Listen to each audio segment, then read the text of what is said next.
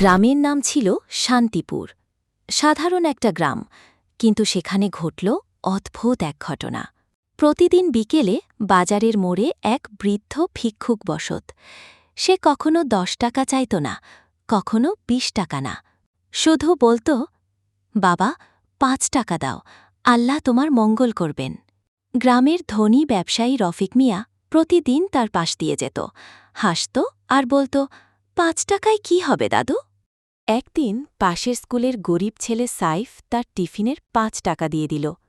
ভিক্ষুক দোয়া করে বলল, তুমি অনেক বড় হবে বাবা। হঠাৎ ঘটনা। সেই রাতে ভয়ঙ্কর ঝড় শুরু হল। বজ্রপাত, বৃষ্টি, দমকা হাওয়া। রফিক মিয়ার দোকানে আগুন লেগে গেল। সব শেষ, সব পুড়ে ছাই। কিন্তু আশ্চর্য, সাইফদের ছোট কাঁচা ঘর একটুও ক্ষতি হল না। পরদিন সকালে মানুষ খুঁজতে গেল সেই ভিক্ষুককে, কিন্তু সে নেই। শুধু পড়ে আছে একটা ছোট কাগজ, তাতে লেখা, যে অল্প দেয় সেই আসলে বেশি পায়, দান কখনো ছোট হয় না। আসল সত্য।